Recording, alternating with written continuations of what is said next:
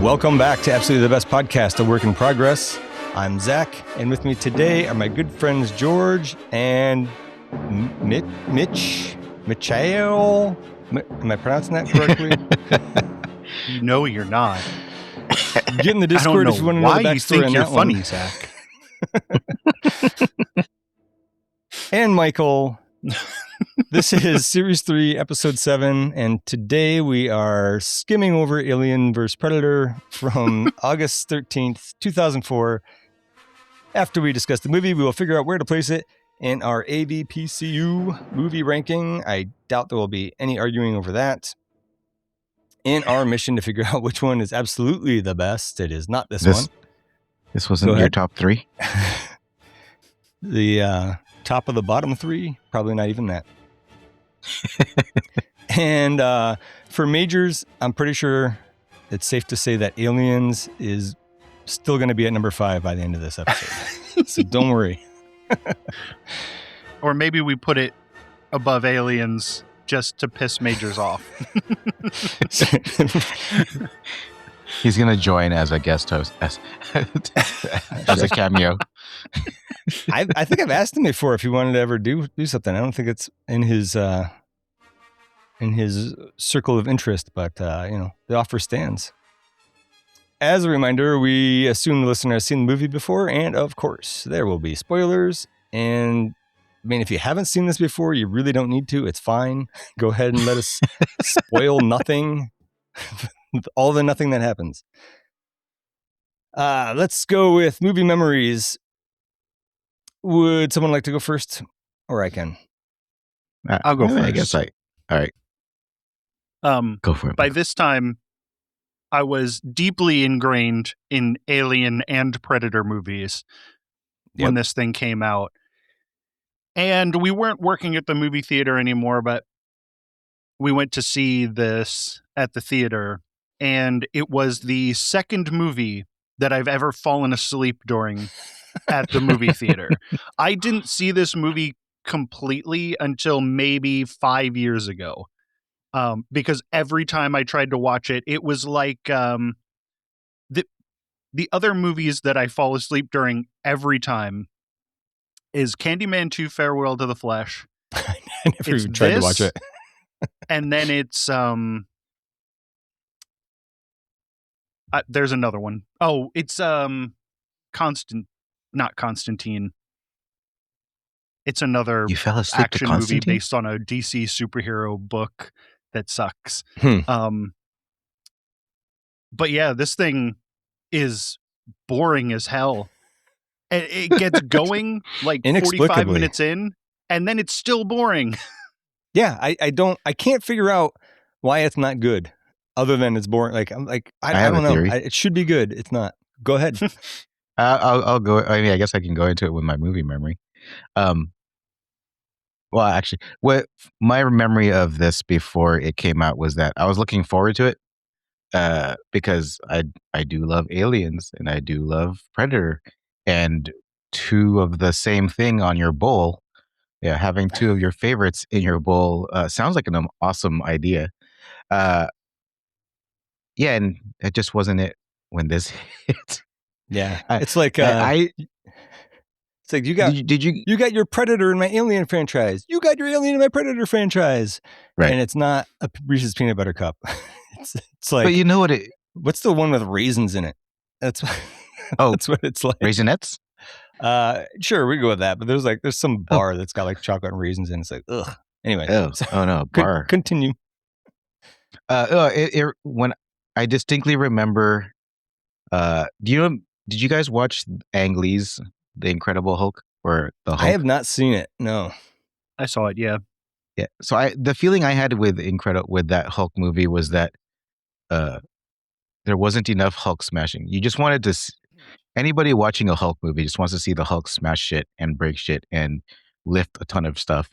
That's kind of what I wanted here. I just wanted to see aliens fighting predators, and there were just too many damn humans and too many people talking. But that's my theory of why this sucked. It's the same thing that happened with Ang Lee's Hulk. Well, supposedly it follows the comic There was a comic small like a series on it or something, and supposedly this is that story. Did that series do good? I have no idea. I don't know. I didn't read it. So I'm pretty sure that I saw this in the theater. I mean, I know I saw it in the theater because I do have my ticket stub, and that I left angry. It was very unsatisfying. I mostly remember how inconsistent the face hugger and chest burster timing was with the rest of the franchise, and even within the movie itself. And also the lack of gore due to the PG-13 rating. Now, I think we all watched the unrated version, which still has a lack of gore. No kill. No, zero. This is the problem with this movie. There are 0 kills in this movie.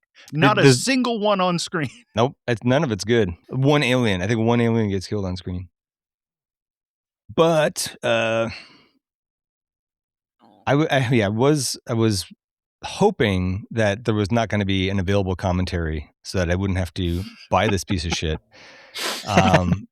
But it turned out to be even worse. There's 2 commentary tracks. The first one with the director, Paul W.S. Anderson, Lance Henriksen, and Sanal Lathan, during which Paul W.S. Anderson sucks off aliens a bunch. Like Aliens is his favorite one. So of course it is. Of course it is. There we go. Right? And then the second commentary track was Alec Gillis, Tom Woodruff Jr., and John Bruno, and those are the creature effects guys and the VFX guy. Thankfully, there was only commentaries on the shorter theatrical version and not on both. I didn't have to watch this 5 times, only 3. And I honestly had a better time listening to the commentaries than I did watching the actual movie. Didn't do anything to make the movie better, though. We did have a little trouble with this one where it wasn't available for streaming anywhere any of us regularly pay for things. Hulu wanted extra money to watch this movie. It was like a live TV or something. And I don't know. That didn't make any sense to me. It was on the Disney. It was on Disney for a while. Like the entire Alien series. Every other Alien movie I looked for on there is on Disney, but this was on neither without paying even more. Yes. So we all had to buy the DVDs. That's correct. We all bought the DVDs. Yes. I certainly did not buy the double disc of this and Alien Requiem and rip it for you two and share the files. That did not happen. Not at all. It was interesting. Alien Requiem too? Right back to back? It was no, I didn't watch Alien Requiem yet though. Okay. Or Alien vs Predator Requiem. It was funny though when I first put the DVD in. Speaking of not doing this, the first thing that popped up was you wouldn't steal a car, right? And for those of you who might be growing weary of our cum jokes, there's not a drop of cum in this movie. It's nope. Not even in the unrated cut. So I personally won't be making a single cum joke in this episode. No, I might. You never know. Hey, there's also no. I hope you surprise me. There's also no red human blood in it either. Nope. Yeah. But I guess now we hit our cum quota. Let's roll on to the credits. Alien vs. Predator is the 7th movie in our AVPCU series. It was written and directed by Paul W.S. Anderson. I think the only good movie he ever did was Event Horizon. And he's done he's done a bunch of the Resident Evil movies and I don't know, a bunch of other stuff that's not good. He did the first Mortal Kombat, didn't he? I think Which is not good, but at least it's fun. It's better than this. It's better than this. Way better than this. Did he do Starship Troopers? I'm pretty sure that's it. No, that's that guy's great. What about I can't think of his name right now, but did what? Starship Troopers. Who is that guy? That's Paul Verhoeven. Yes, thank you. So it does another Paul. Yeah. Another Paul.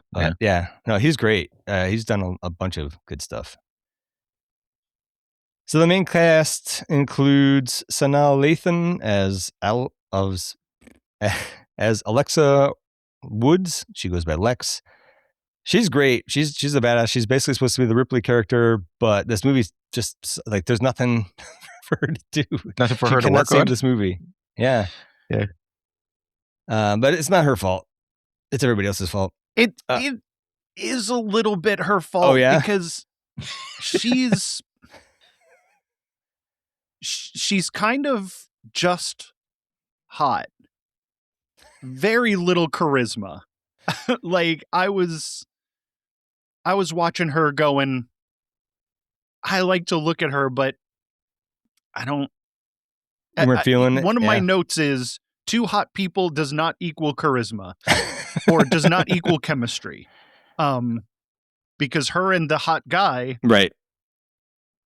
they really want you to think that they're about to be a couple. And Oh, I didn't get that at all. There's I like thought a that's couple what they of- were going to do. Yeah. yeah, there's like a couple of scenes where it's like, oh, sexual tension. Yeah. Yeah. Okay. Yeah. A little bit. A little bit. But it's not. Yeah.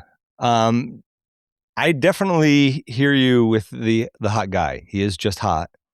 I thought she was okay in this. I feel like a lot of it is the material. I'm sure she's fine. And I they don't know. said, sorry, I have mashed potatoes in my mouth. It's not I'm any sure worse she's than the movie. fine. And they were just like, all right, you're just going to be a badass. So don't like go too crazy with the emotions. But yeah, I I guess don't that is kind of mid 2000s badassery. Just Was be she stoic. Blade's mom in the Wesley Snipes I don't know. movie? I looked at her credits, but I didn't really recognize anything or recognize her in anything. But that might have been in there. I don't know. Paul W.S. Anderson did do the first Mortal Kombat movie. Okay. Well, but the rest of it is just shit. It's shit after shit after Yeah, shit. yeah. yes. Holy He crap. married. It's not Is he impressive, the one? is it?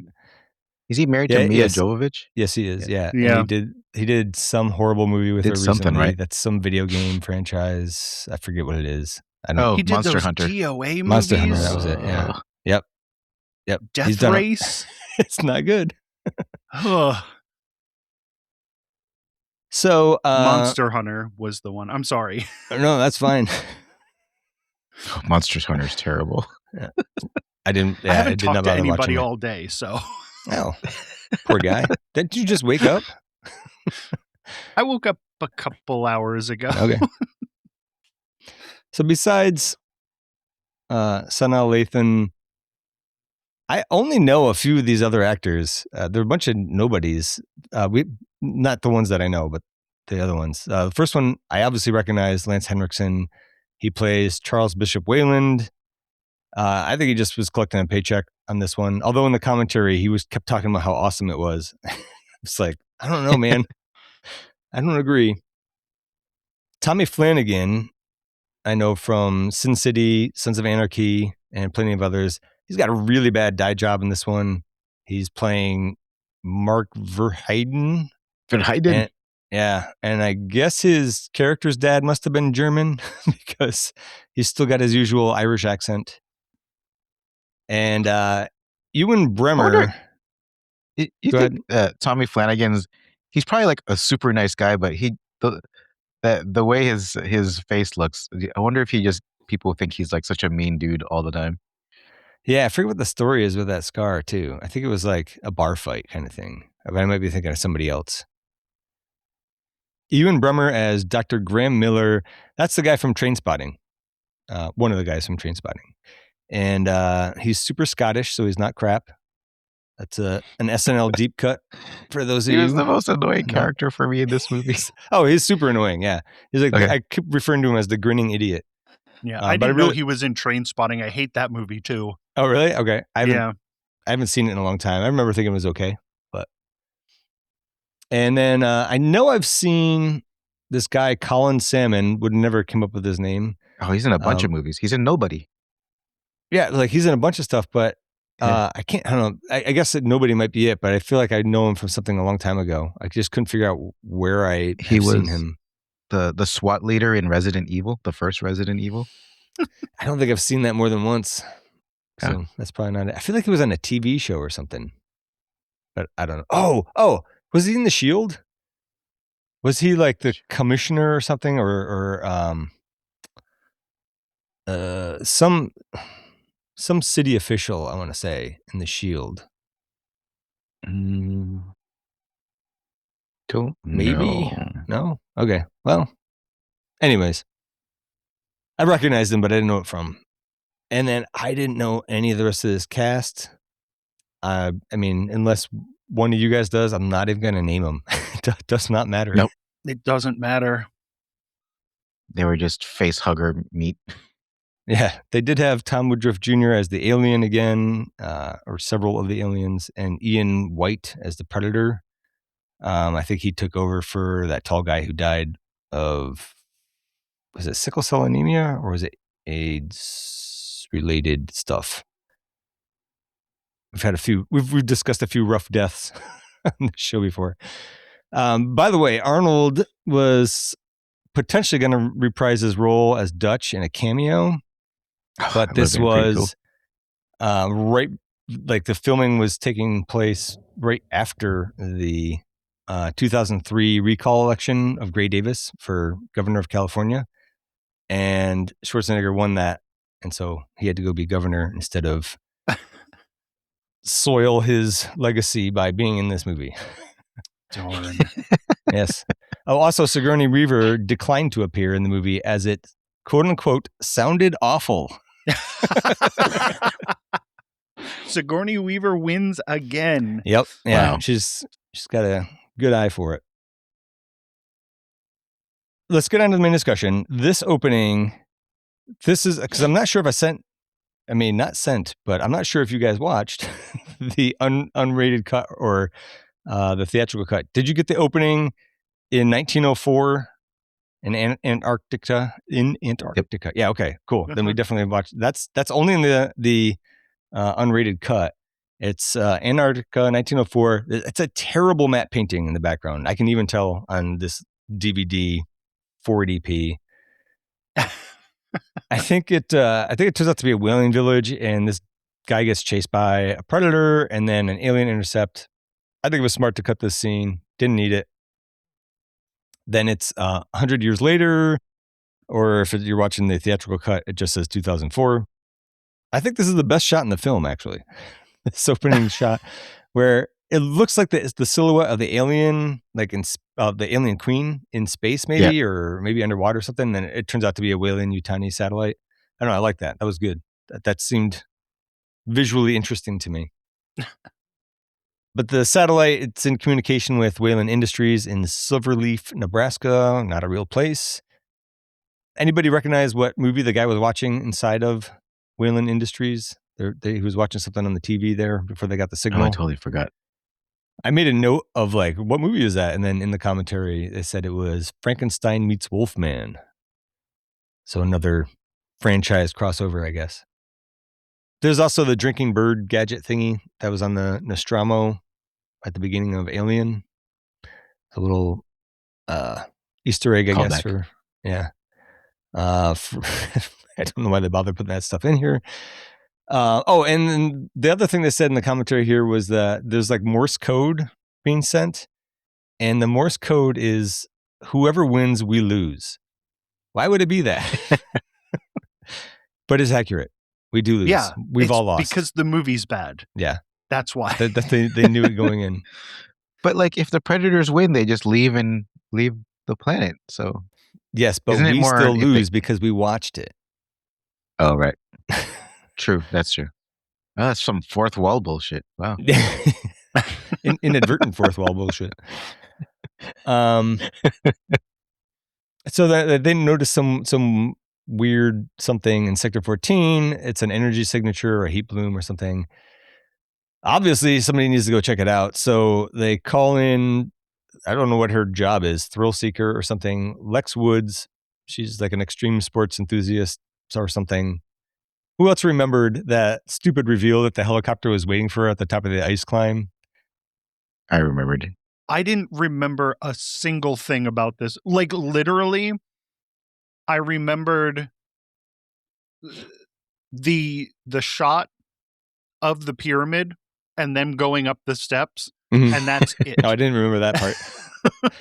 I do remember, though, as she gets the call on the ice, I'm like, oh, wait, aren't they just waiting for her at the top of the climb? Like, they couldn't wait 5 more minutes for her to finish the climb and to call her? I mean, I don't get why she had to pick up the phone when she was that far that from too. the top. So. That too. Or how she even was receiving a phone call there. on the side of the. I get. Does she have a satellite phone with her at all times? I don't It know. had to have been a satellite phone. Yeah. She's very So- important. Apparently, they didn't do a great job of establishing that though. So the rest of the team gets rounded up. There's not a whole lot notable about that. It's archaeologists and engineers and shit. In the commentary, though, when they get to the professor, the archaeology guy, or hot guy, Sana Lathan said that it's Raul Bova, and she's like, that fine ass Raul. And I've never heard anything more 2004 than Paul W.S. Anderson and Lance Henriksen both going like, well, I wouldn't have looked at his ass. I wouldn't know. Like, you can't even joke around about it. You're so homophobic that you can't make the joke. Come on. What else happens? They all go meet with Charles Bishop Whalen on an icebreaker ship. Current heading classified. Get fucked. That's not mysterious at all. We know exactly where it's going. We find out in 2 minutes. Going to Antarctica. Did either of you catch the name of the ship? No. Piper Maru? No. Oh, yeah. I remember going, did Kobayashi Maru? If that was, That's they were interesting. at all related. Yeah. What's Kobayashi Maru?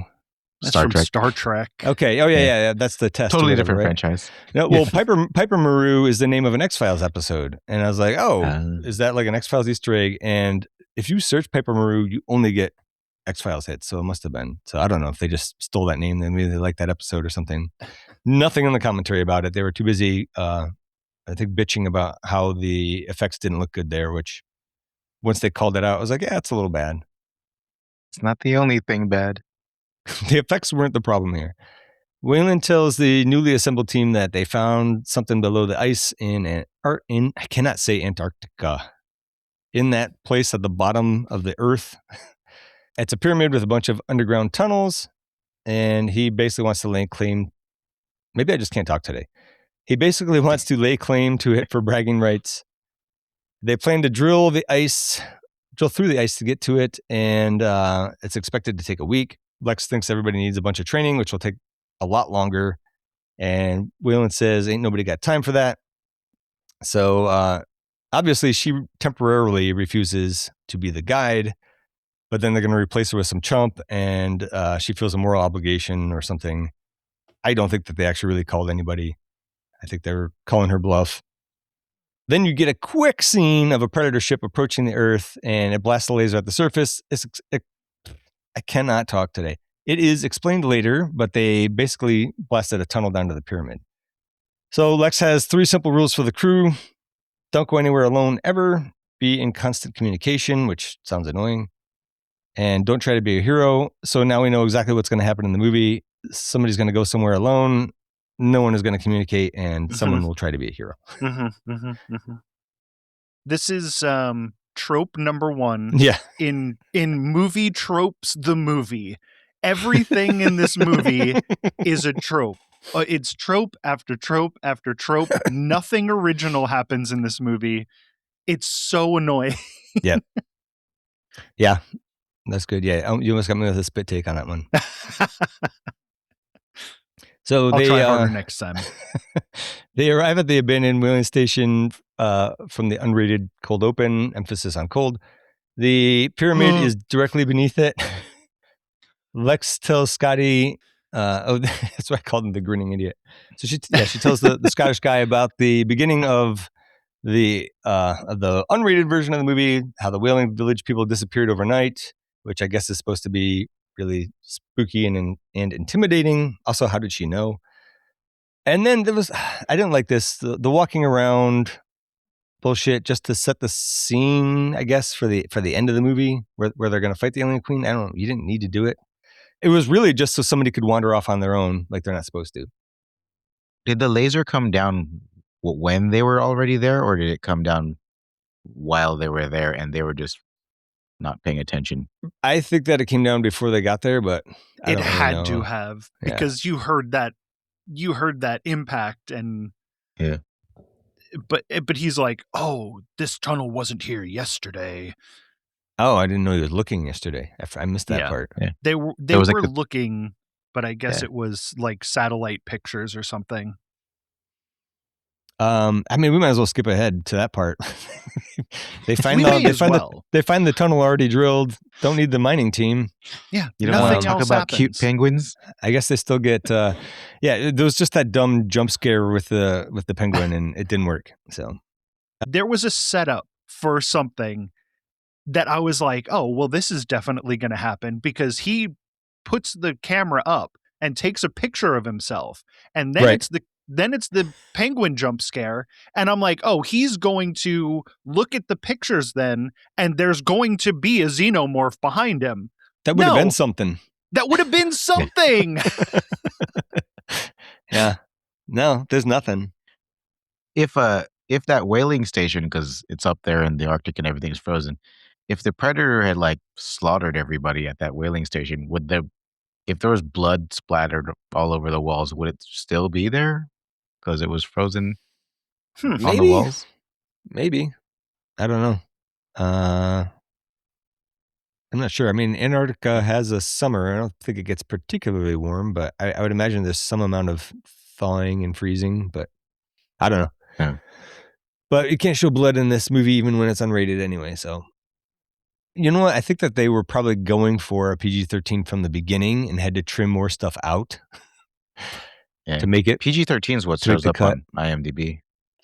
Yeah. I mean, that was the theatrical cut, was PG-13. I'm just saying, I don't think there was ever blood in it. The unrated cut is PG-13. Yeah, there is nothing in there. Yeah. I don't even think there's maybe language. I don't know. I don't even pay attention to that anymore. I don't think that there was more than one fuck.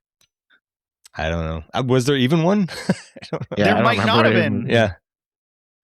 We see that Waylon is sick with something. It wasn't clear to me if that was like pneumonia or lung cancer. I think maybe more lung cancer-y kind of thing, but it was lung. It had to have been something fatal. Yeah. Because the way he was talking, this was the last thing that he was going to do. Right.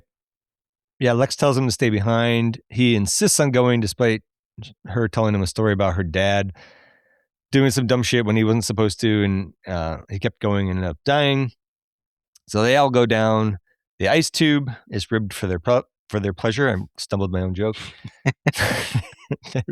There's a few crew members left behind up top. I guess that's the mining team because they weren't needed. And it's dead meats. Yes, that was my next note. Yeah, I think it's my first note is I like how the dead meats are clearly marked. Yes, like it's just like, oh, here are our 5 characters that are going to make it through the movie, and then here's the rest of them. Yeah. Well, and it happens multiple times too. It's like you stay here to die, right? And then like 10 minutes later, they got another group like stay behind so you can be killed. It's like they have their group. Pretty much, chapter. Yeah. So, let's see. They're sliding down the ribbed tube, and this part where Waylon almost slides down. Something breaks. He starts sliding down. Lex saves him. That doesn't pay off later, really. It just kind of sets her up as a very stoic badass. I will say, her stopping him from sliding down by hitting that pickaxe in his hood, pretty cool. It was pretty cool. It was good timing. Yeah. At the bottom, they used up a bunch of the available oxygen by lighting flares until they can get the floodlights going. The flare light does look really cool. I kind of get why they do it. And then to get the lights on, there's the pyramid. And while that's going on, the Predators get dropped off by their uber quiet spaceship. I don't think it makes any noise flying by. These Predators are so stupid looking. I hate the way these Predators look. We've seen Predators before. They are sleek. They are agile. They are, able to jump and, hide in trees and all this stuff. These things are 2 roided out freaks. They're very clumsy. Yeah. I hate There's them. 3 of them. Isn't there 3? Who knows? 3. Yeah. But one of them, also, I didn't like, one of them had, instead of kind of like the visor piece of its mask, it was like 2 circles, like swim goggles almost. I don't know. I didn't like that one. That one looked especially dumb to me. Must have been the first one to die. I think it was. It was either, it was the first or the second one. It wasn't the one that makes it. And I guess I don't know why they couldn't find more tall people. Maybe because they wanted to be roided up people. But I guess only one of the predators was actually like really tall. And the other two were so short that they would have to have, what did they do? I think they had the tall predator stand in the back so that you could see how tall he was. And then you would assume that the other ones were taller. Anyways, it's so fucking bad. It's really bad. God. Yeah. Oh, it's so bad. I don't think AVP2 is as bad, but I think it's close. Oh, I did just want to say, just go ahead, George. No, I was gonna say it's pretty bad. Don't get too hope. Don't have too much hope. I'm not hopeful. I just wanted to say one thing about one of the notes that I had.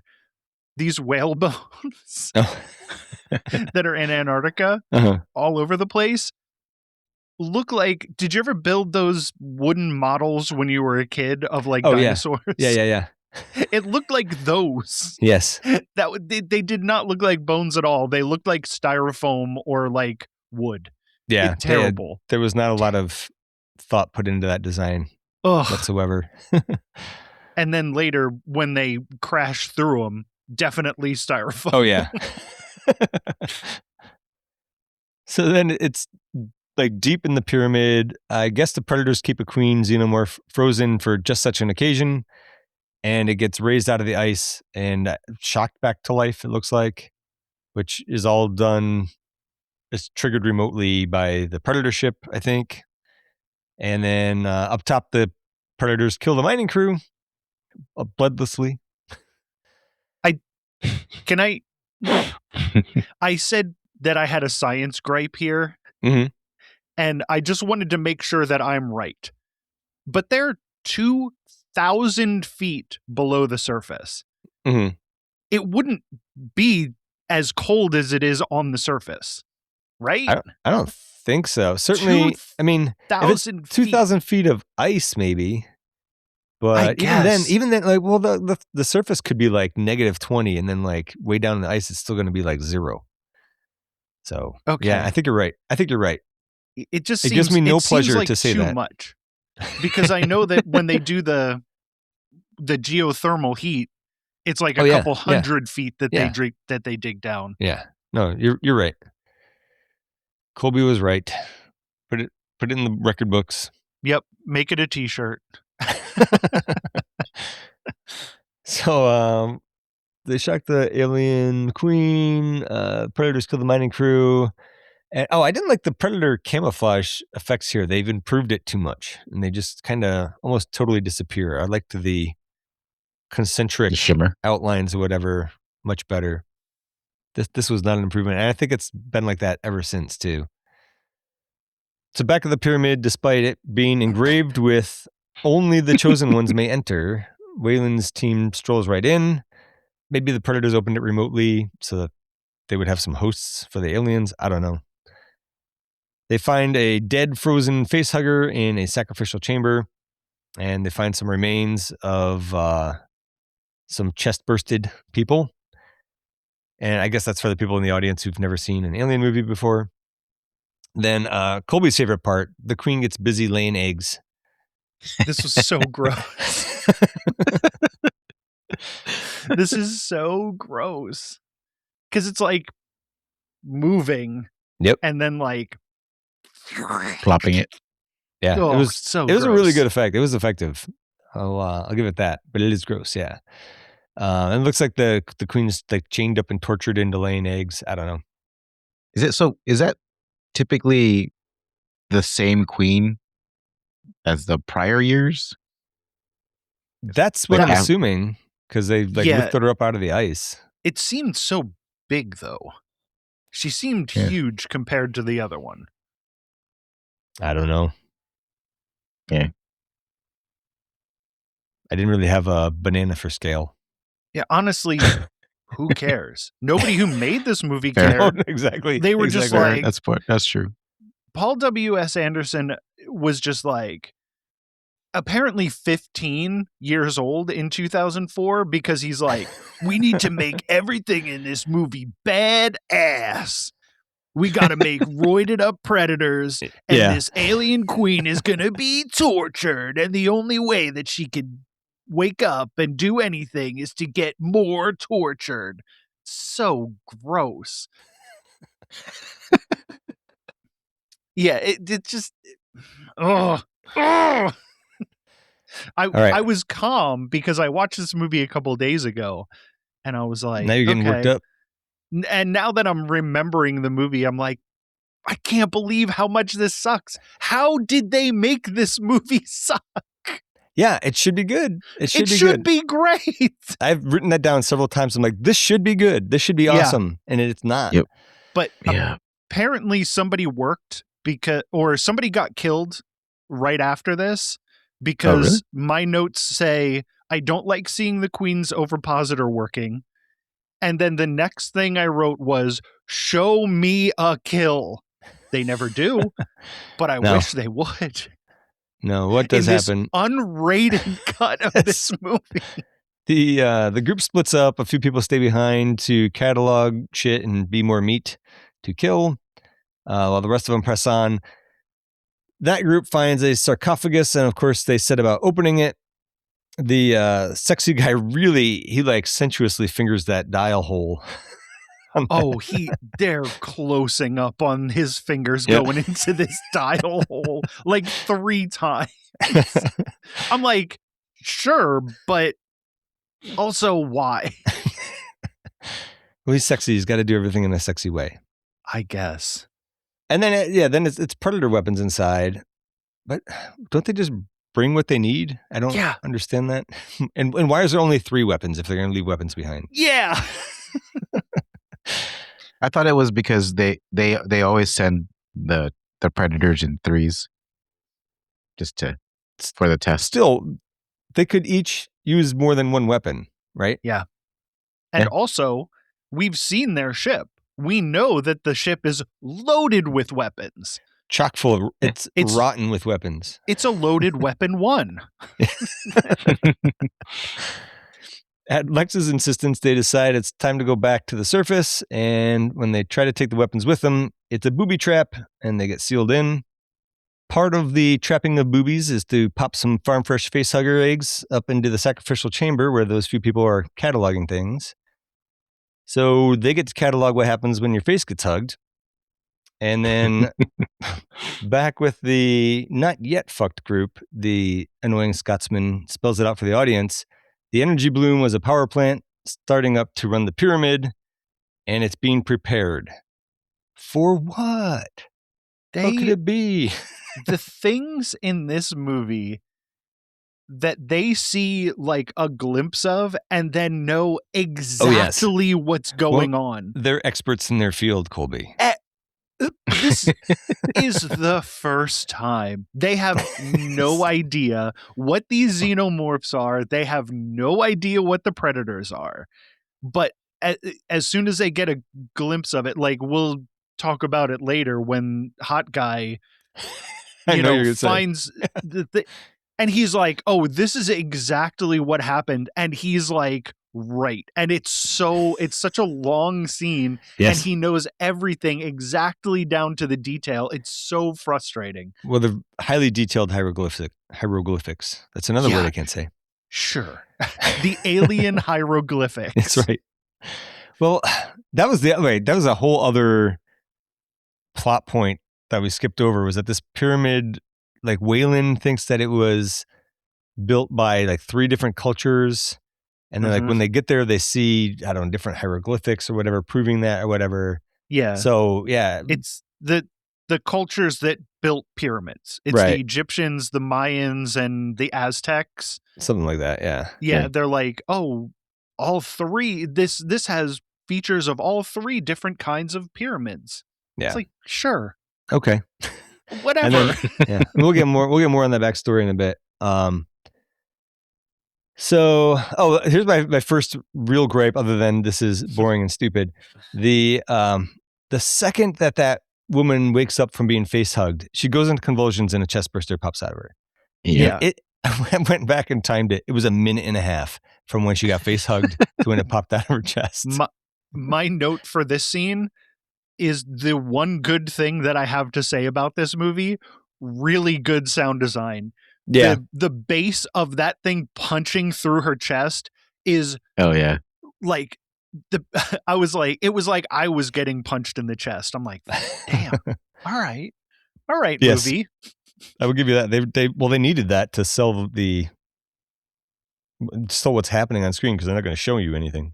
Yeah, this the lady with Chekhov's gun, is that the one you're talking about? The one who should be a badass? Yes, but is not. Right. No, she gets taken out.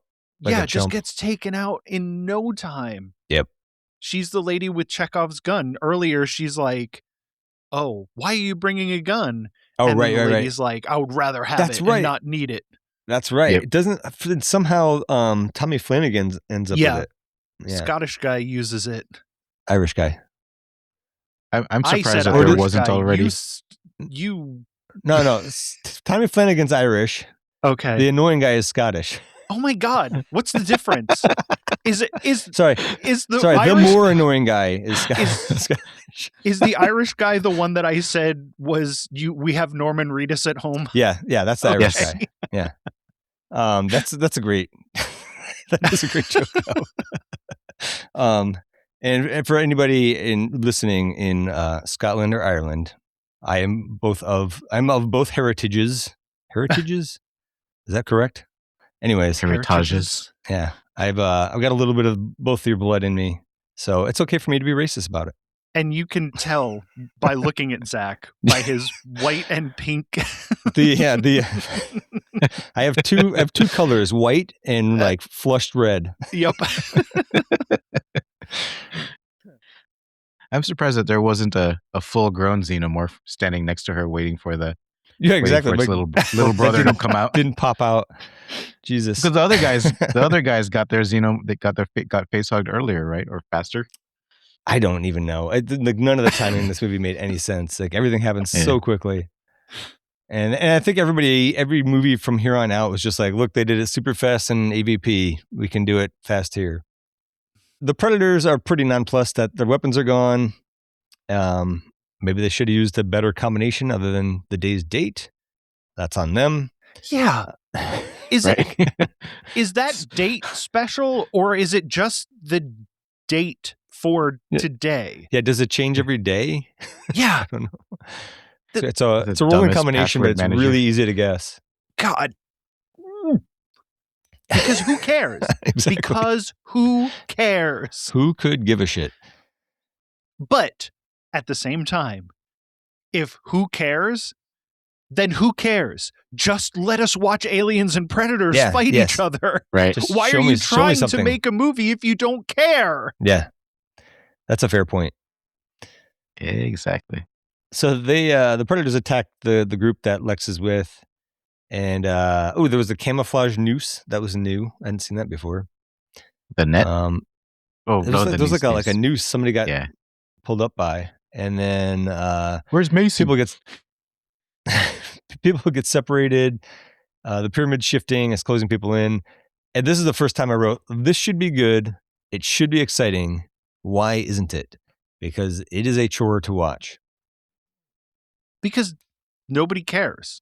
Yeah, I think you may have narrowed it down. And I don't I don't want to be like, it's because nobody cares, but it's obvious that nobody cares. Right. Like, the actors are just doing their jobs. The writer, I said it earlier, this is Movie Tropes, the movie. Somebody, Paul W.S. Anderson Googled movie things that happen in a movie and then just put them in. Because this movie is nothing. It's nothing. What the hell was that? Well, that's what I was going to ask. It took me so much by surprise, I couldn't speak. Again. My next note was, does anybody else think that Paul W.S. Anderson saw Cube before he wrote this? Because the pyramid reconfigures every 10 minutes. Sure. Was Hot Guys like math even? Did you even bother to check to see if I didn't know that he did math. I would have bothered to check. What was his math? I I don't know. I just thought you would have got that. No. I didn't care enough to see because there was I think it was every X minutes. That's when the shift changes or when everything moved around. Uh-huh. It was based off of some math thing. Oh, yeah. I don't know. Wouldn't they I have didn't catch that. noticed that when they were comparing the satellite pictures? Yeah, you would think something.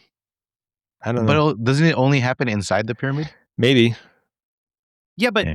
they could see, like, when they showed the satellite pictures, you could see the individual rooms. That's right. They had like Right. the tunnels underneath and everything. Mhm. Yeah. Yeah. That's right. Yeah, but the wait had the The pyramid booby been trap powered hadn't up been yet? set off yet. Yeah. Oh, Yeah, it was yeah. So the I think booby that's- trap that made it do it. Okay. Part of the Yep. boobies trap.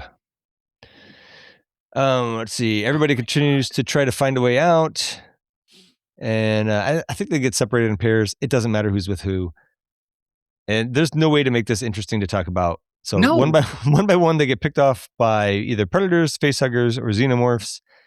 I will say that the xenomorphs look pretty good in this movie. Xenomorphs look cool. The one that did get netted More and screen has time. like the grid Yep. of acid blood on his Yep. head, pretty cool. Pretty cool and also pretty smart because we complain about people looking the same. Like all the Mhm. xenomorphs look the same. So that's the one that killed the two other predators, Yeah. right? And So I did have an action figure of this this alien. Of this as guy. well. nice. Actually, I think I might still have it. I'll take a picture of it. I think it's on my shelf. But yeah, I have another instance of acid blood matters until it doesn't. Yeah. Because it wait till- matters, but then they're also blowing these things away Yeah. and it's There's- not doing anything. Yeah. No. Wait till the guy makes a shield out of it, and it doesn't melt Yeah. anyone's hand. Yeah. He very carefully cleaned it out or something. I don't know. It- So- He Sorry, makes the jumping ahead. he makes the tail spear and Yeah. he makes and she barely uses it. I think Yeah. she uses the shield once. yeah. I Oh don't no, know. she does whatever. but- We'll get there. I Yeah. mean, we can skip a whole bunch of notes. We already covered it. The two predators killed. One alien gets the cool grid thing on him. Mm-hmm. I did.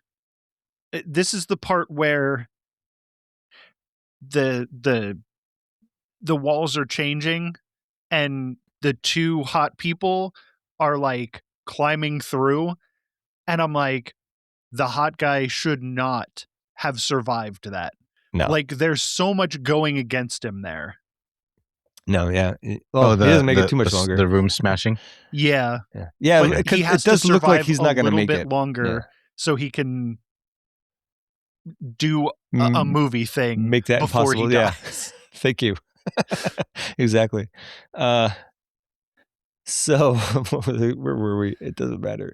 Let's see. There's one predator left. The grid alien chases after Lex and Wayland and the sexy guy. Wayland tries to be a hero and hold off the predator, so he's out of the movie now. Mm-hmm. More stuff happens in this surprisingly boring movie. And I know we all had a problem here when the remaining predator cuts like the face or whatever it is off of an alien. Mm-hmm. And there is zero acid blood. None. This is like a stump. Nope. Not He should be showered in it. yeah. The acid blood matters until it doesn't. Yeah. Thank you, James Cameron. Yeah. It's not like it's not like he cut it so fast that it cauterized the wound, or that his ninja star doesn't cauterize anything. It's just No. Yeah. It was just nothing I splattered. always hate it too when that happens, like in a movie where something gets cut really fast and then it falls. Like it makes sense if it's stacked on top of something, but this was like the way that it was cut, it would have just fallen immediately. It's Yeah. It's cool to look at. It is cool to look at. Yeah. Yeah. Something getting cut off and then waiting a couple minutes and then there's like a small gap guess- and then it slides off. Yeah, I guess there's a little bit of like adhesion still there. It's like where it I'm takes a minute just for it to slide down. I'm a sucker for that. But it should maybe have it's- sprayed him with acid. Yeah. Oh, he should have got sprayed with acid for sure. I feel like somebody probably tried to point that out and was like, Paul, like that there should be like tons of blood spraying everywhere. And Paul just went, fuck you. This is my movie. Yeah. That's right. I have a feeling that what he said was, who cares? Right. Yeah, probably. It's a movie. Who cares? Who cares? It's for 13-year-olds. Yeah. So then he marks himself with the alien blood as a rite of passage or some shit. Mm-hmm. I think he has to like cut off a finger to do it because I guess the head wasn't bleeding. Well, he cut the finger off and then he dipped it in the head blood. Oh, that's right. Yep. Yeah. So like, Right. It's so Shouldn't stupid. Like a shrimp cocktail. Shouldn't it should have kept eating through her face, right? Oh, this Well, is where yeah. he marks himself, Yeah. not her. Oh.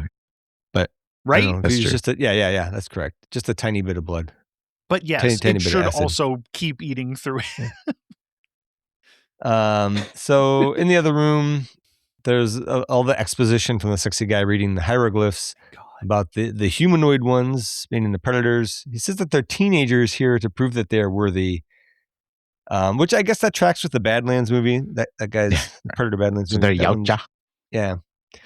And he says every 100 years the gods return, and it's everything we already knew from watching the movie so far. It's kind of cool to see. It's done in kind of like a flashback. Yeah. Um, It's pretty cool to see, but there's no reason that he would have figured it all out. exactly. Yeah. There were just a bunch of other panels that we weren't seeing. It was all illustrated like the comic books. But at the end, they show the pyramid overrun outside the pyramid. It's overrun with xenomorphs. And then like the predator nuke gets set off to wipe them all out. But the pyramid isn't destroyed, or did they have to build a new one? Oh, I thought that was another pyramid. That Okay. wasn't necessarily that pyramid. Oh, like a totally different. Okay, I guess it's not cold Yeah. where they showed it either. So yeah, maybe that was it. And then also, why is it only every 100 years? Is 100 years like 1 year to predators? Because Yes. like only every 100 years, like 3 teenagers every 100 years get to go do this. I don't know. That doesn't make any sense to me. Well, Hey, Zach. because Or they according to have- Badlands, they could choose where to fight, right? Right. So Hey, yeah, Zach. maybe they just have a bunch of other places to train. Who cares? Also Who that. cares why it Okay. happens? Fair enough. Moving on. And there's more canonical inconsistencies when Scotty and Tommy Flanagan's character they get cocooned, and Tommy Flanagan has a face hugger. I may have misunderstood what was going on here, but he has a face hugger on him, right? But he's still conscious because he's reacting to Scotty yelling at him to shoot at the creatures, right? I don't know. That didn't make any sense to me. I didn't realize he was reacting. I thought he was just laying there. I And could swear then- that he had the gun and was just shooting wildly. No, he had the gun, but the annoying guy who keeps talking about his kids every 10 seconds reached over and grabbed the gun. Okay. It did seem Yeah. like Tommy Flanagan was like trying to shake it off of his face or something, but I don't know. The dead meat who keeps talking about his children is my favorite kind of dead meat. No, we have to do this for our children. Yeah. You know that this motherfucker's gonna He be ain't making dead. it. He ain't making it. man. No. So let's see. They're done. They're in a room full of eggs. They're definitely dying. And then I mean, Chekhov's gun gets used, but not by who you wanted it to be Right. used by. right. So Lex reasons with Sexy Guy that they need to give the predator its gun in order for it to kill the serpents, as she calls them. So they go looking for this predator. I guess it's called Scar in the credits. You missed the best part of why they have to give him his gun. Okay. Because Zach, Are you going to quote it? the enemy of my enemy is my friend. They say it like Yes. 5 times from this point on. Because they keep like at this part they keep saying it. They say it like 3 times. The enemy of my enemy is my friend. Like, okay, Yeah, sure. I think I get it now. Like, what if they're both your enemies?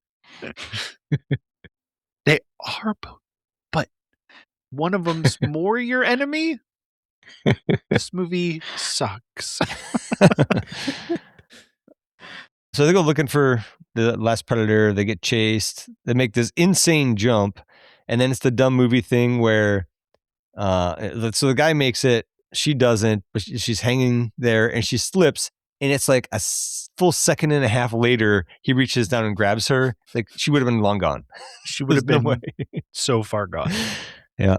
At this point in the movie, my note says, at least the podcast is funnier when the movie is bad. Fair enough. Good point. So he gets dragged off by an alien after he saves her, and possibly then she ends up bumping into that one remaining predator, gives him his gun, not quite soon enough because a xenomorph attacks him, and then she saves him by spearing the alien, also not getting any acid on herself in doing so. And then the predator blows up a bunch of xenomorphs. Again, should be awesome. I'm kind of bored by it. Is it just me, or did those little blasts travel super slow? Like, I'm surprised they hit any of the xenomorphs. They should have just been able to dodge it. Yeah, bob and weave. That's funny. I don't think I could pay attention that closely anymore at this point. At this point, I was keeping score, and Acid Blood matters 1. Acid Blood doesn't matter 14. Acid Blood matters could still come back. I don't know. It could. It doesn't, but it could. So then the predator demonstrates that the alien blood, it dissolves the rock, but not the alien exoskeleton. Makes her a shield from the top of the alien skull and a spear from the tail. And then they recycle an idea from Alien Resurrection, and the xenomorphs kill each other on and around the queen to destroy her shackles, which I don't know why 100 years ago that didn't happen. Because they were frozen? I mean, when they were unfrozen 100 years, when this happened 100 years ago. Maybe I would say maybe that is what happened, but then where would they have gotten the queen from? Anyways. Who cares? Yeah, exactly. I was just about to say that. This is where my note says he put his bare hand in the acid blood. Yeah. He just dips his whole hand in the acid blood. Well, there's that stupid part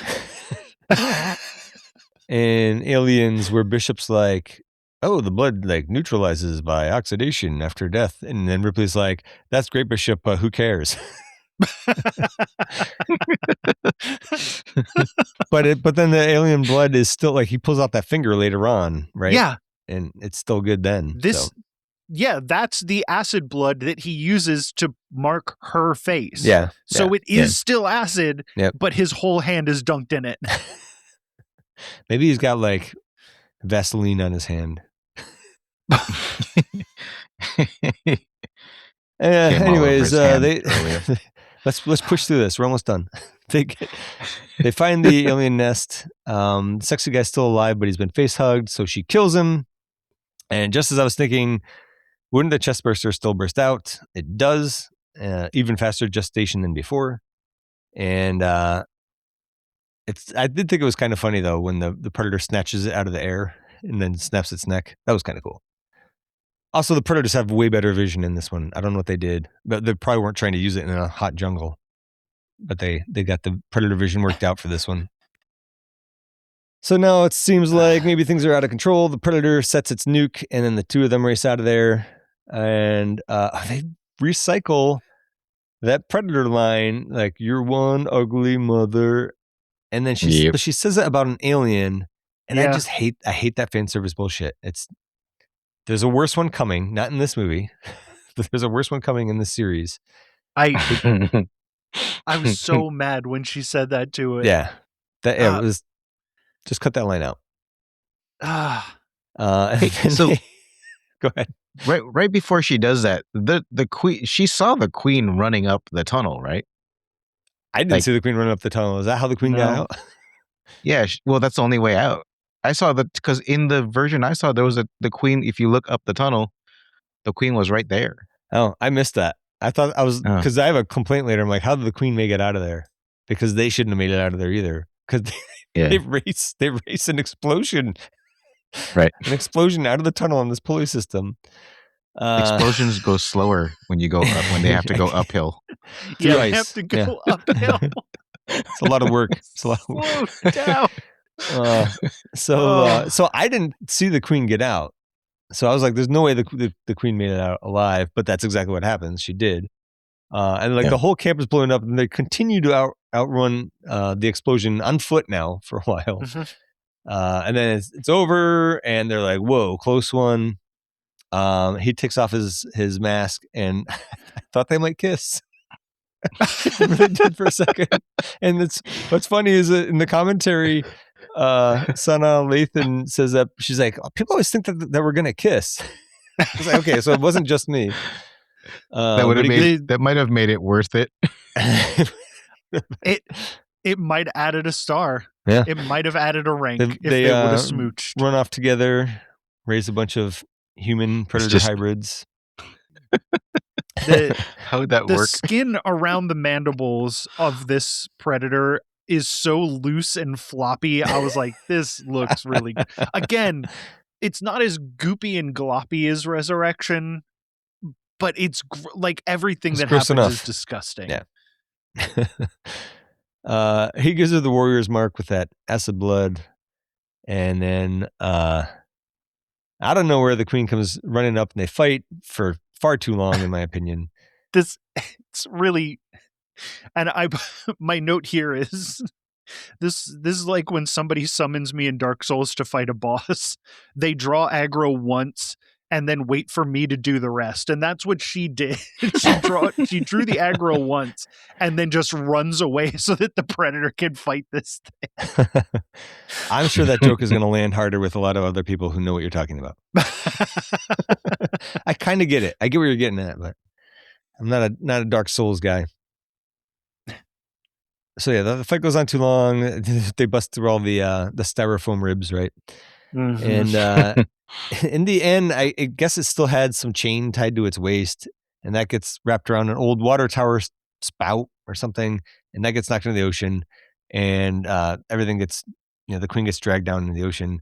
The predator got speared at some point by the queen's tail first, so it's gonna die, or it did die, and then a bunch of other predators were just watching.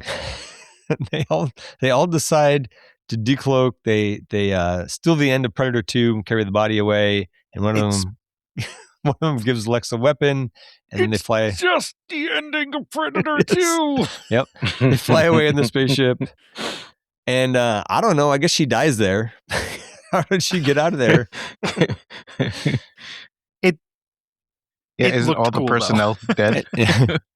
Yeah, I mean, there's nobody there to take her back. I mean, I don't know. Maybe there was. I guess they got on land somehow. So there's like some kind of boat. Maybe she can drive that back to the big ship. I don't know. Yeah, it's not looking good though. When the ship decloaks and the predators decloak, it looks cool. It does. I like the way that it looked. Yep. But it's not over yet, because on the spaceship, a predalien pops out of the dead predator, pops out of his chest. Nothing ever happens with that, right? I don't think that's in the. Is that in the second one? I can't recall. I think that is. It is the second. Is it? That's the whole basis of. That's why I said don't hold your breath for part 2 being any good. Well, at least that's going to be in the second one. I thought that this came and went, because in the commentary, the director was like, "I didn't do that to set up a sequel. I thought it was cool." Fuck you. Fuck you if you're saying that wasn't a sequel setup. That was absolutely a sequel setup. Yeah. Yeah, Requiem happens like 2 minutes later. Okay, all right. Well, I don't know what to expect with that. This is where in my notes it says Paul W.S. Anderson needs to be in prison. Not just movie jail, but real jail. Yeah, actual prison. All right. Well, that takes us to changes we'd like to have seen. Just start over. Complete rewrite, not on Earth, maybe not even with humans, definitely not written or directed by Paul W.S. Anderson. No. Just burn every copy in existence. My note to change this, make a better movie. That's a much easier way of putting it, yeah. Right? My note says that was truly the Star Wars Episode 1, The Phantom Menace of Alien and Predator movies. Oh, man. Because why was it so boring? Yeah. But why I can't was it so boring? I think it's because who cares? I think you got it. Because I can't figure out. I'm like, this should be cool. Why is this not cool? Yeah. Why is this not awesome? I will say at least the on Phantom paper- Menace had Darth Maul. At least the Phantom Menace. Okay, well, we had some cool decloaking happen here, and there was we had couple moments. And we had a cool xenomorph with a grid on his head. Yep. All right, so I guess that takes us to ranking. The Rotten Tomatoes scores, it's 21% with the critics, 39% with the audience, 39% with the audience. Way too high. 10% with the top critics. Perfect. That makes this, so far, the worst reviewed movie that we've covered. Though I think I would still rewatch this over Meet Joe Black. I never saw Meet Joe Black. Ooh, I kind of want you to watch. There's no way you would make it through it. It's 3 hours. It's a 3-hour long romantic drama. That. So, but I do want you to Google Brad Pitt, Meet Joe Black accent and watch that. No. I'm going to do that right now. Yes. That was the only good thing that came out of that. So, this is a bad story. It's inexplicably set on Earth. Why are we doing prequels, by the way? Why does this need to be a prequel? Has there ever been a good prequel? I mean, I guess Romulus is pretty good, and that's technically a prequel. The whole Andor series is really good. I didn't like it. But it was well reviewed, so I'll give it that. It is under 2 hours, but it feels really, really long. It feels much longer than that. And I just think I want to say they need to get to the good stuff faster, but even Colby is watching it.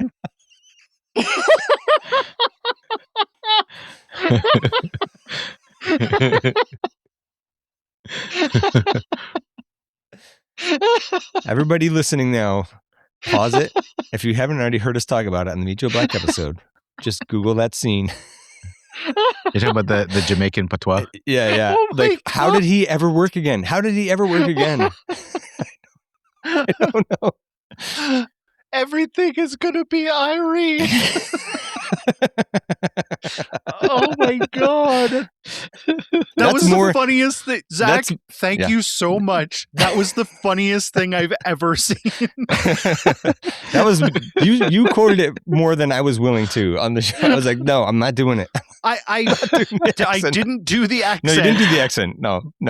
Just you look. If you've never seen Meet Joe Black, like I have never seen, look up Brad Pitt Meet Joe Black accent. It's 48 seconds.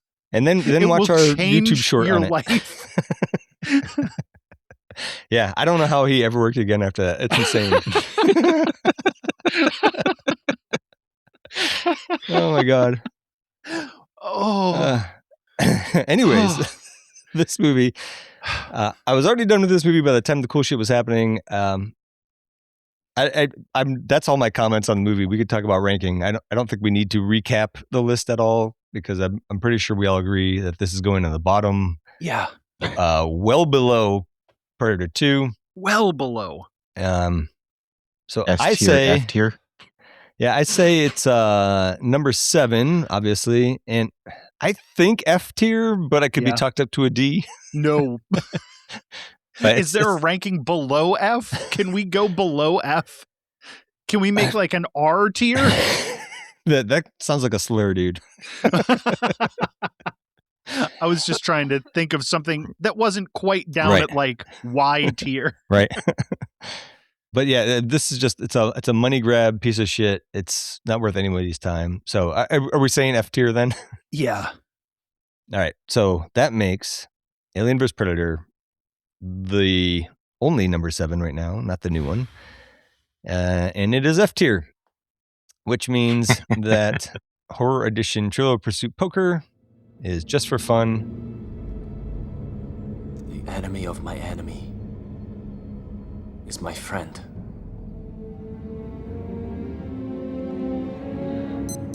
I have a pretty good grasp on most of these. Oh, really? Okay. Well, Yeah. it's your turn to bid first, so I might not bother trying to come up with answers for the rest of these. Well, geez, the last one we should all know. Yeah, the last one we should all know. I am sure about 3. So I'm going to bid 3. Okay. I am sure on 2 and have a guess on a bunch of other ones, so I'm not going to try to outbid you. Although I think it's George's turn to try to outbid you.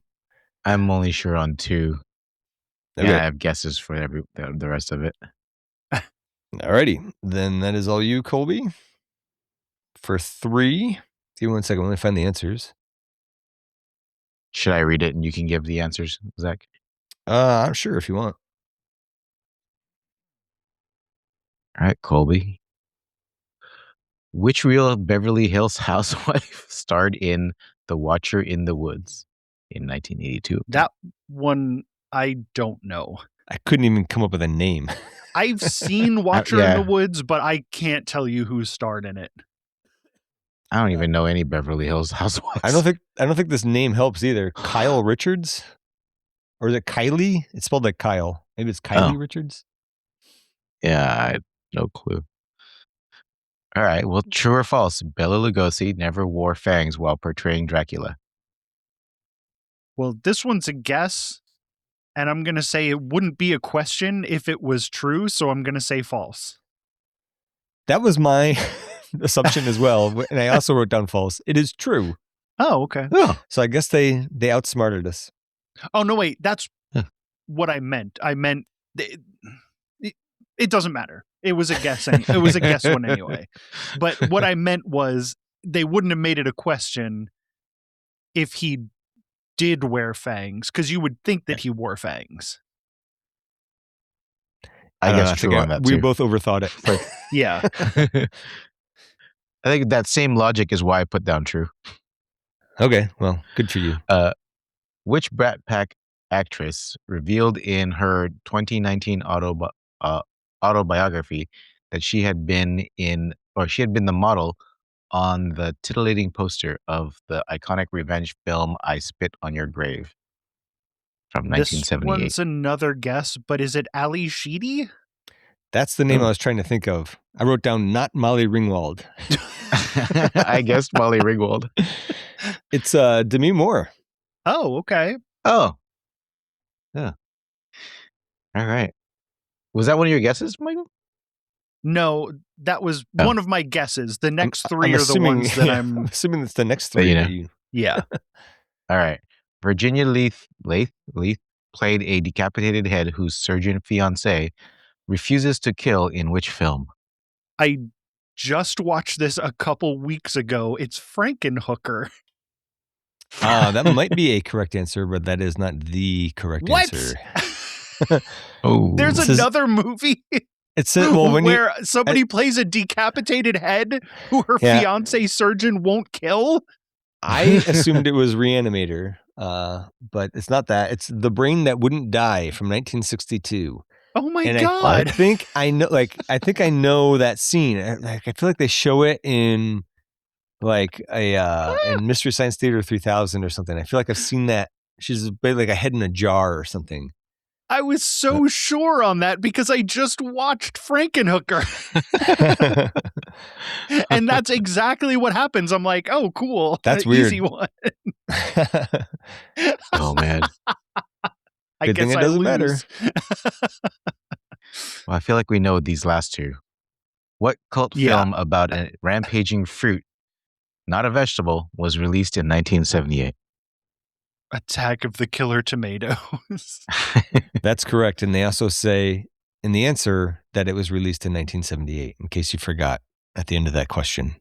I don't know why they did that. And for the win, which star of The Crow in 1994 died during filming? Brandon Lee. That is correct. Son of martial arts legend Bruce Lee. That's hilarious. I was so sure on that one. You were very confident.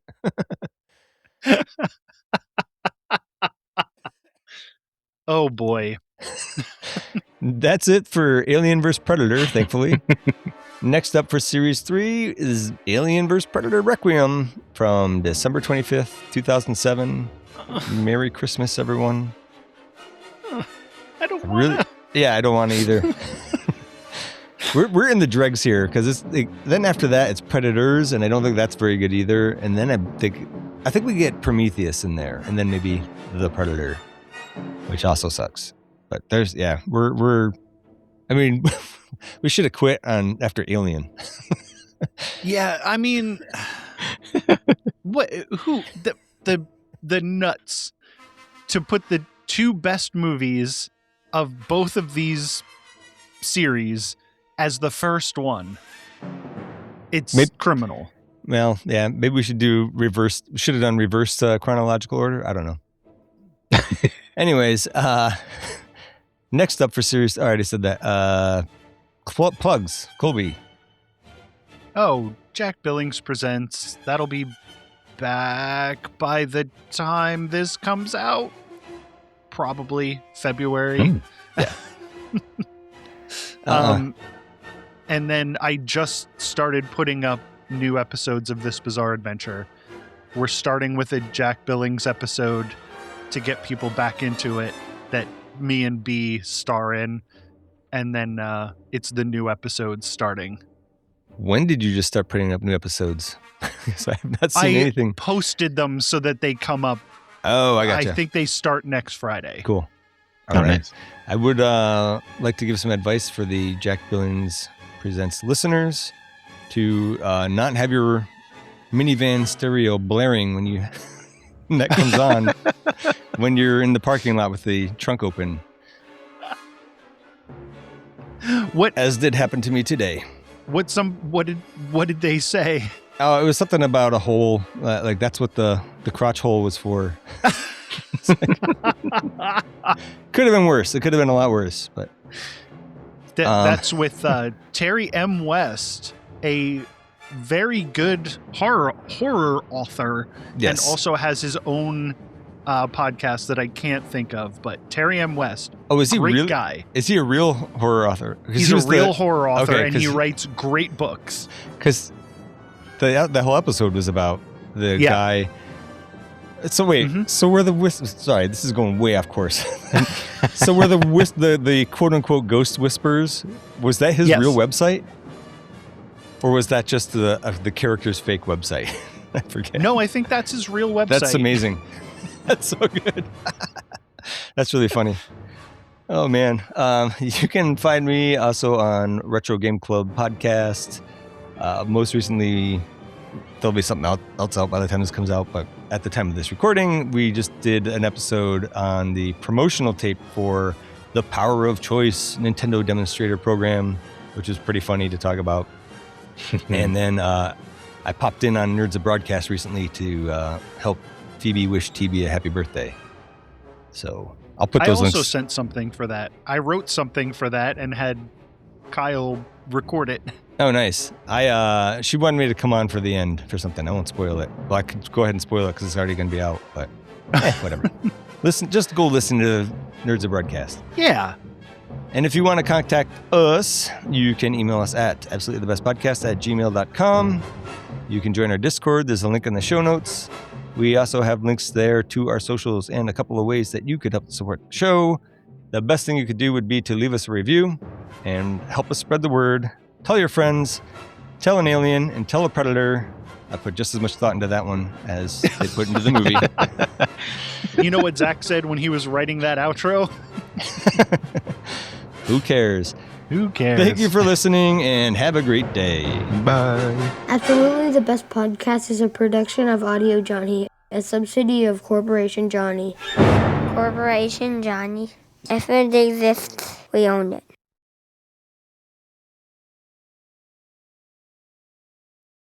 The enemy of my enemy is my friend. Now we got to do friggin' Alien Earth. I do not have a lot to say, to be honest. I've just run out of steam on it. I just don't. I've run out of steam so bad that I couldn't even get mad about it. Like, Yeah, I think that's fair. I would kind of have just been like, all right, I just letting it wash over me. yeah. This is episode 7, the penultimate episode for the season. It's called Emergence. Thank you, Satan. And I don't think they went extra long on the final one either, but I could be wrong on that. So what happens? I think the only thing worth mentioning is, what did you guys think about the alien in the daylight? It was horrible. It was a terrible idea. They should never put aliens out in the sun. And it gets even That's worse. really the in only next thing episode. memorable, I think. Yeah. They're outside, they're running away, and then they get caught. And then I watched this like 2 weeks ago, and I don't remember anything about it. That's the best part. Yeah, like the important if I could say one good thing about this show, it's so forgettable that once you watch it, you don't have to think about it ever again. You don't carry the trauma with you. No. It's like I was watching this and I'm like, okay. It's like it's just to the point where I'm like, all right, well, I guess we're going to watch this. Let's do it. And then it's on. And I watched it. I barely even played Balatro while I was watching this. And still, I can't think of a single thing that happened. And like I said in the Discord, I was like, I'll watch this. I'm going to watch it now. I'm going to watch it early because I could watch it the day before we record and I still wouldn't remember anything. It's going to be exactly the same for you. Yeah, exactly the same. And we talked a lot of shit on Alien versus Predator, and we talk a lot of shit on this show. But I went into Alien versus Predator going, I liked 3 a lot more than I remember. I liked Resurrection a lot more than I remembered. Maybe I like Alien versus Predator more than I remembered. Nope. No. I was like, maybe this episode of Alien Earth will be better. No. Nope. No. I wish it was. Me too. I really wish it was. Yeah. It's super disappointing. Yeah. I remember hoping that her brother would just get killed every like 5 minutes. I'm like, maybe this is when he dies. Maybe this is when he dies. But of importance-ish, there's a scene where Kirsch helps the hybrid kids out with Arthur, which kind of reveals that I guess he doesn't really like the boy genius kid, which I don't think much comes of I don't think too much comes of that by the end of the episode. I know something happens with Kirsch, but... Oh, you said come. Did I? Oh, yeah. Yeah, you said not much comes out of this. That's right. Well, there wasn't much come in this, so... Again, more of the alien speak by Wendy, which I hate. It's so annoying. I hate it so much.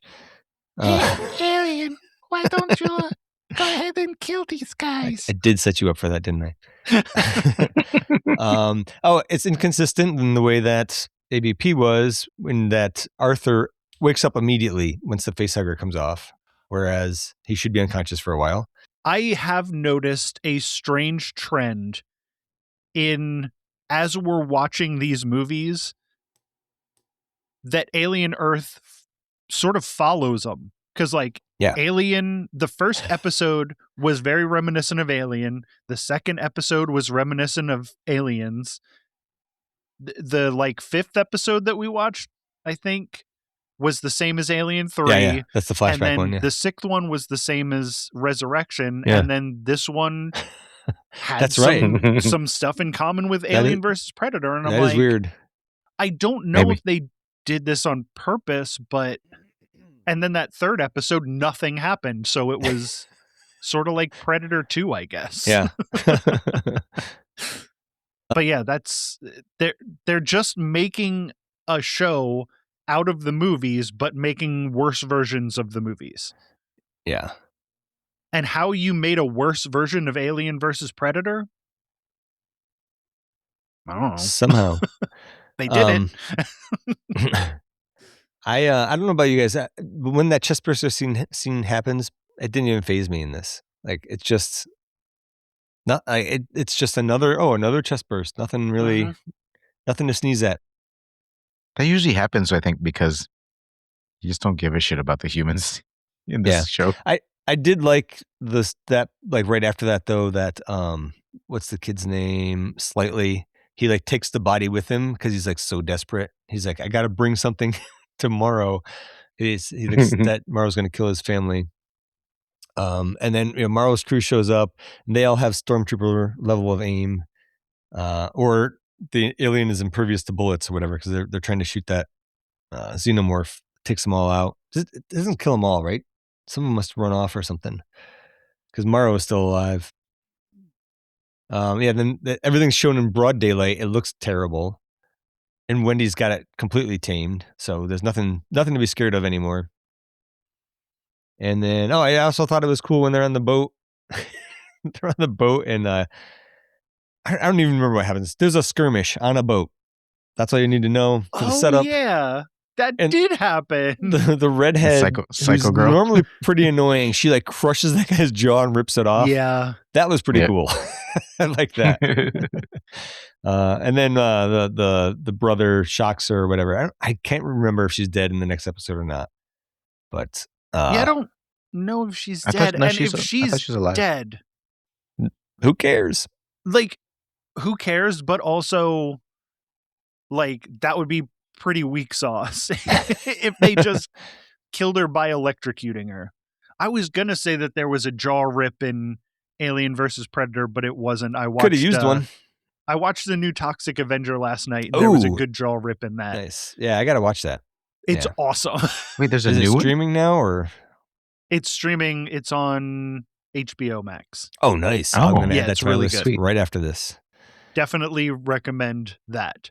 It was a good thing to wash out the memory of AVP. Yeah. Well, the original one I think traumatized me as a kid. Like, I was freaked out by that one.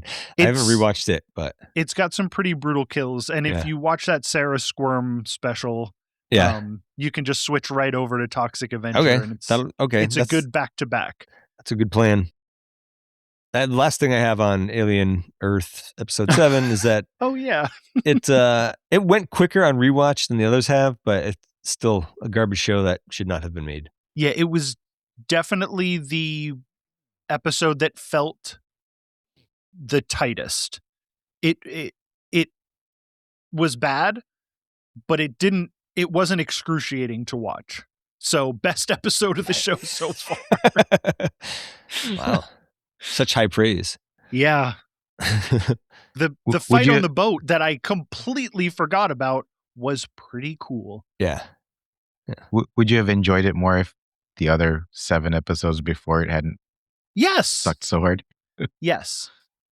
I would have said, okay, if it would have been episode 1 and then that, maybe one episode in between, again, this series would make a good movie. A good 1 or 2 movies. Yeah, a decent movie. Yeah. It would have been probably better than either of us think. Zach. I think George thinks that it would make a decent movie. But yeah. I think they had an idea for a movie or two, and then they told him, no, this is going to be a show. And that's how we got this. That's how we got watching an alien bug lay eggs into a water bottle. Okay. Let's talk scheduling real quick. We have Alien vs. Predator 2 and the Alien Earth finale on February 1st. Oh my God. I think that's a Sunday, right? Because 2 weeks from today would be the 31st, right? So that's at 2 p.m., 5 p.m. So that's our usual record time. You look really excited for this, Colby. Looks good on my calendar. I am very excited to be done with Alien Earth. And this is the only other Alien versus Predator movie, right? Show. No, movie. Yes. No. Sorry. Yeah. Yes. Yeah. Okay. So we're out of the shit. We're out of the absolute sewer garbage. I think. Oh, there's still. You're talking about where the 2 franchises cross over? Yeah. Yeah, I think Badlands is the only one that sort of. Oh, I guess hints there was at a it. little bit of crossover there. Spoiler alert No, for I Colby. I didn't see any of the Predator movies after Predator 2 until Predators or Prey. I didn't see Prey is good. Predators. I saw Predators and the Predator are not great, and I'm not sure how bad they are. They can't look. I want to agree with you. Let me say it right now. Don't say they can't. Don't say they can't. Can't be worse than Alien versus I Predator. don't think that they can't are, but I be. might be wrong. I might be wrong. Don't say that. Wait till you watch Predators. Predators. I actually enjoyed, but the Predator was it? I think it's the one with Olivia Munn was pretty bad. I feel like I like that one better than Predators, but neither one of them is good. So it could flip flop. Again, I enjoy looking at Olivia Munn. She's not a good actor. No. What? She didn't get an Oscar for her Psylocke? So I did want to put a thought. We don't have to commit right now, but do we want to cover Predator Killer of Killers as the after show when we run out of Alien Earth stuff? It's 4 parts. I have no idea if it's good or not. I have not seen it. I got through one part that was really bad. Okay. We can watch it. Okay. We can watch it. Okay. All right. Let's plan on maybe that. do like one episode for all 4. I don't want to do a whole 3? episode on it though. Like I would rather break it up and do it as small bits. Yeah, afterwards. Okay. The first one takes place in a like Viking landscape, Uh-huh. and it has cool parts, but it's really stupid. Worse than Alien Earth? No. Okay. I heard it gets good, and it's cool, and it's bloody. So like it's something. Okay. All right, well, let's plan on that. We'll do that, I guess. Then after we'll do the first segment of that after we talk about Predators. But anyways, after AVP2, Colby, you get a bye because you're sitting out City of Lost Children. Your favorite movie? It is my favorite movie. Yes, I totally. So Phoebe hit me up in my DMs and she's like, "Hey, I know that this is really crazy, but I'd be really curious to know what your favorite movie is." And I gave her like this long-winded answer about like, I don't really know if I have a favorite movie and blah, blah, blah. And I was like, here's some of my top ones. The City of Lost Children is my favorite foreign one. And then she's like, yeah, I was just making a joke because of how you kept saying that was your favorite movie. She must have been texting you at the same time because she was talking to me about that episode as well. Anyways, she said something about my Giger impression. Oh, it's so good. I'm gonna be honest with you. That is not an impression of H.R. Giger. That is an impression of Matt Gorley from Super Ego doing an impression of H.R. Giger. I mean, that's how some of the best Giger, some of the best impressions come out, though, right? That's funny. It's still really, really, really funny though.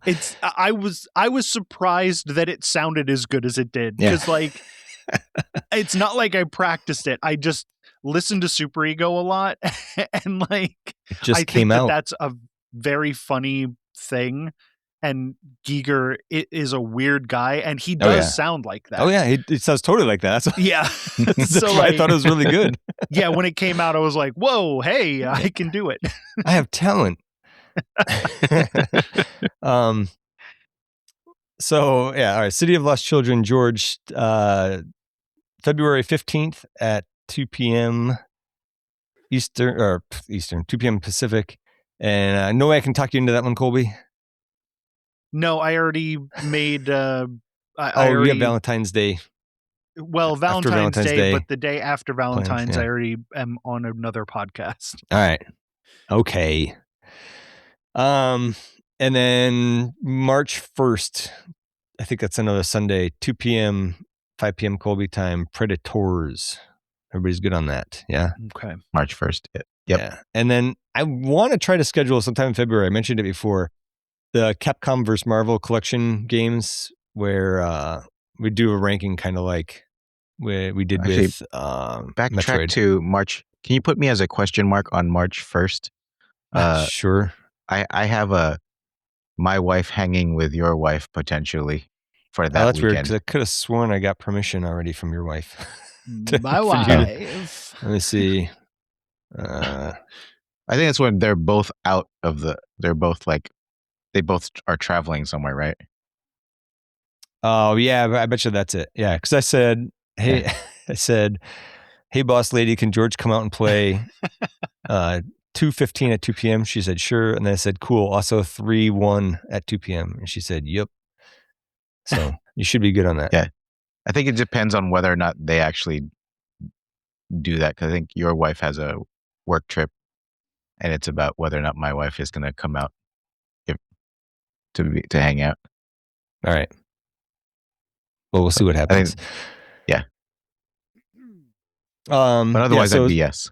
So sometime in February, if I can make it work, I want to do that Capcom vs. Marvel thing. So once I have my notes together, I can pick a date that will work for everybody. I got both of you want to do that, right?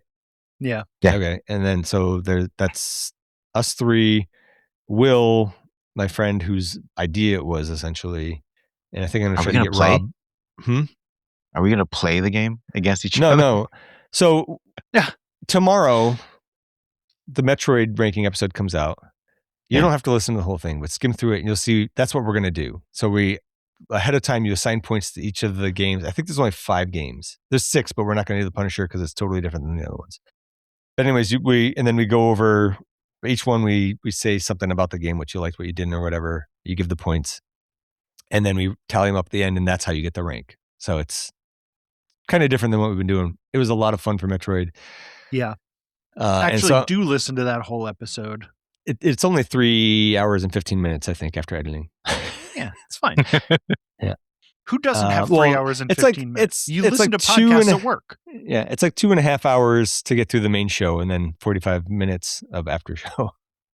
I can't believe it took that long to do. So, yeah. So I was thinking hopefully February 22nd, but I don't know. Just put that on your radar or whatever. If it doesn't work out, then maybe we can bump Predators to the following recording slot or whatever.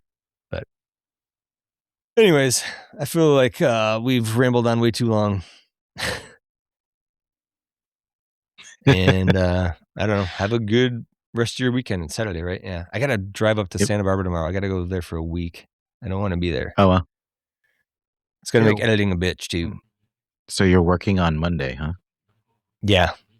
Yeah. It's meetings all week. It's going to be awesome. Ooh, ouch. All right. Cool. I will. It's been real, fellas. Talk to you guys later. Bye. Bye.